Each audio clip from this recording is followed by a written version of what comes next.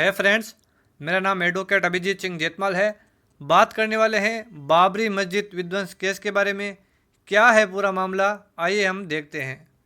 आगे बढ़ने से पहले अगर आपने हमारा YouTube channel advocate Abhijeet Singh Jetmal को सब्सक्राइब नहीं किया है तो हमारे वीडियो की नोटिफिकेशन प्राप्त करने के लिए इसे आप सब्सक्राइब ज़रूर करें। तो जो बाबरी मस्जिद डिमोलेशन जो केस है वो 6 दिसंबर 1992 को हुआ था और ये किया गया था अयोध्या के अंदर। तो जो बीजेपी और हिंदू संगठनों के बड़े बड़े लीडर्स हैं जिसमें LK आडवाणी, मुरली मनोहर जी जोशी, अशोक सिंघल, उमा भारती, साध्वी रितंबरा जी, ये सभी लीडर और इनके अलावा बहुत से और लीडर शामिल थे। तो इन सभी ने क्या किया, अयोध्या के अंदर जो कार सेवा का कार्य था वो आरंभ करवाया और नवंबर 1992 से ही जो बहुत सारे कार सेवक थे वो अयोध्या में जो है पहुंचना स्टार्ट हो चुके थे और 6 दिसंबर 1992 को लाखों की संख्या में कार सेवक वहाँ पर पहुंचे और जो बाबरी मस्जिद की जो घटना थी वहाँ पर घटित हुई। इस पर्टिकुलर मामले के अंदर टोटल 49 FIR जो थी वो लॉन्च की गई, दर्ज की गई। जो फर्स्ट FIR थी उसको लॉन्च किया था प्रेमदा नाथ शुक्ला के द्वारा और उसी दिन 6 दिसंबर 1992 की शाम को 5:15 पे ये दर्ज की गई थी और इसमें किसी भी व्यक्ति का नाम नहीं लिखा गया था। अज्ञात व्यक्तियों के विरुद्ध, अननोन पर्सन्स के विरुद्ध ये दर्ज की गई थी। इसके अंदर जो IPC के सेक्शन थे 395, 397, 332, 338, 295, 297 और 153, ये सभी IPC के सेक्शन यहाँ पर इम्पोज किए गए थे। और जो सेकेंड FIR थी वो दर्ज की थी SI सब इंस्पेक्टर थे गंगाराम जी तिवारी, उन्होंने दर्ज की थी और इसमें 8 अभियुक्तों के खिलाफ इन्होंने ये दर्ज की थी जिसमें अशोक सिंघल, गिरिराज किशोर, LK आडवाणी जी, मुरली मनोहर जोशी जी, विष्णु दालमिया जी, विनय कुमार जी, उमा भारती जी और साध्वी रितंबरा जी। तो ये सभी थे जिनके खिलाफ ये FIR दर्ज की गई थी और इस FIR को भी 6 दिसंबर 1992 की शाम को 5:25 PM पर दर्ज कर लिया गया था। मतलब जो पहली FIR थी उससे ठीक 10 मिनट बाद में ये दर्ज कर ली गई थी। इसके अंदर जो IPC के सेक्शंस लगाए गए थे वो थे 153A, 153B, 505 ऑफ IPC। तो ये सभी सेक्शन उसमें इम्पोज किए गए थे। इसके अलावा यहाँ पर टोटल जो FIR थी वो 49 थी जिसमें से 2 FIR का मैं आपको बता चुका हूँ और बाकी की जो 47 FIR जो थी वो एंड ऑफ दिसंबर तक दर्ज की गई थी, जो कि बहुत सारे पत्रकारों ने भी इसमें दर्ज करवाई थी।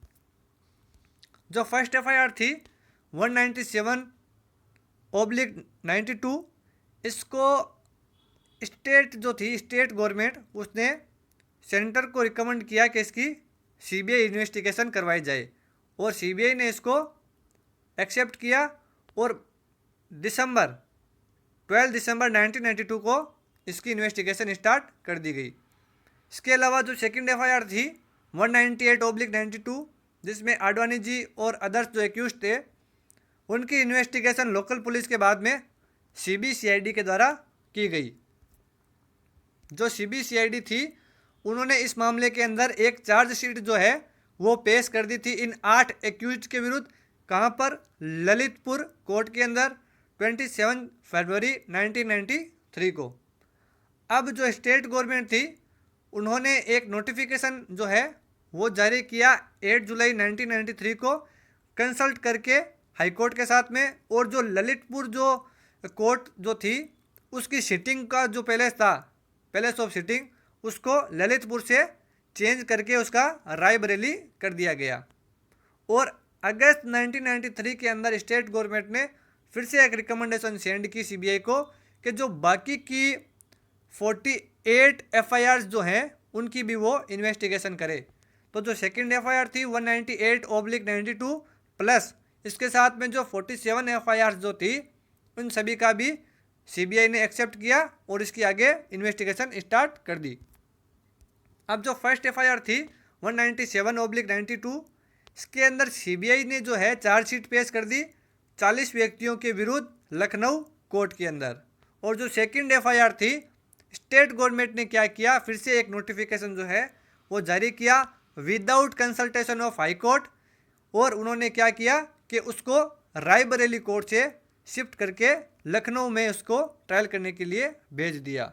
अब क्या हुआ कि जनवरी 1994 को जो रायबरेली कोर्ट थी उसने जो सारे रिकॉर्ड थे उसको ट्रांसफ़र कर दिए लखनऊ कोर्ट में।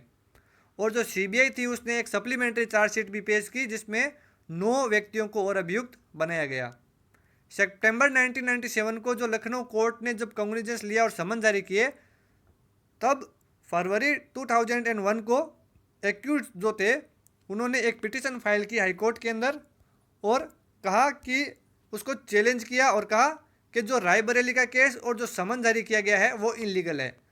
और जो हाई कोर्ट है उसका निर्णय आया 12 फरवरी 2001 को। और हाई कोर्ट ने कहा कि बाकी के जो 48 केसेस जो हैं वो तो ठीक है, उनके अंदर जो चार्ज फ्रेम किए गए वो तो ठीक है, लेकिन जो रायबरेली का केस था जिसे लखनऊ ट्रांसफ़र कर दिया गया था वो इनलीगल है और उसको फिर से लखनऊ से भेज दिया जाए रायबरेली। अब क्या हुआ, 19 सितंबर 2003 को जो रायबरेली कोर्ट थी, जब वो मामला वापस उसके पास में आया और उसने जब सुना, उसने उस कोर्ट के अंदर क्या हुआ कि जो आडवाणी जी है उसको डिस्चार्ज कर दिया और बाकी के जो 7 एक्यूज थे उनके खिलाफ समन जो है वो जारी किया। अब जो बाकी के जो एक्यूज थे 7 एक्यूज वो चले गए हाई कोर्ट के अंदर। और हाई कोर्ट में जाने के बाद में उन्होंने क्या किया कि पिटीशन लगाई और हाई कोर्ट के अंदर उनकी सुनवाई हुई। इसी बीच क्या हुआ, जो सीबीआई थी, सीबीआई ने भी क्या किया, जो आडवाणी जी का जो डिस्चार्ज का जो ऑर्डर था उसके खिलाफ वो भी चले गए। अब क्या हुआ कि जो हाई कोर्ट थी उन्होंने इन सभी के अंदर जो ऑर्डर था उसको सेट असाइड कर दिया और कहा कि जो आडवाणी जी का डिस्चार्ज ऑर्डर है उसको भी सेट असाइड कर दिया। अब कहा कि जितने भी पर्सन हैं इन सभी के ऊपर जो है क्रिमिनल कॉन्स्पिरेसी के चार्ज जो है वो लगाए जाएं। अब सीबीआई ने और क्या किया कि ये दो जो मामले थे, एक रायबरेली चल रहा था और एक चल रहा था लखनऊ कोर्ट में, तो सीबीआई चली गई सुप्रीम कोर्ट और वहाँ पर रिक्वेस्ट की कि इन दोनों केसों को, रायबरेली वाले और लखनऊ वाले, इनको जोड़ दिया जाए साथ में, ताकि जो प्रोसीडिंग हो वो अच्छे से हो सके और एक ही जगह हो सके। तो सुप्रीम कोर्ट ने 19 अप्रैल 2017 को ऑर्डर दिया और इनको कंबाइंड ट्रायल करने के लिए कहा। अब क्या हुआ कि जो लखनऊ की जो कोर्ट थी उसने मई 2017 को एक चार्जशीट जो है वो चार्ज जो है वो फ्रेम कर दिए अगेंस्ट सभी एक्यूज्ड के। अब क्या हुआ कि चार्ज फ्रेम हो गए, अब कार्रवाई स्टार्ट हो चुकी थी, ट्रायल स्टार्ट हो चुकी थी। अब सभी के जो रिकॉर्ड थे, जो एविडेंसेस थे, वो जुलाई 2020 तक ये सभी जो रिकॉर्ड्स थे, स्टेटमेंट्स थे, सभी प्रोसीडिंग जो थी वो पूरी हो चुकी थी। और जो जजमेंट था वो 30 सितंबर 2020 को आया। क्या जजमेंट था? तो जजमेंट जो था कि जो विध्वंस का जो कार्य था वो पहले से योजनाबद्ध नहीं था, प्री प्लान्ड नहीं था। और क्या कहा कि जो सीबीआई ने ऑडियो वीडियो जो पेश की थी उसमें जो ऑडियो थी स्पीचेस की वो क्लियर नहीं है। जो अशोक सिंह सिंघल और जो अदर जो लीडर्स थे वो स्ट्रक्चर को तोड़ नहीं रहे थे, उसको बचा रहे थे, क्योंकि वहाँ पर भी रामलला की मूर्ति स्थापित थी।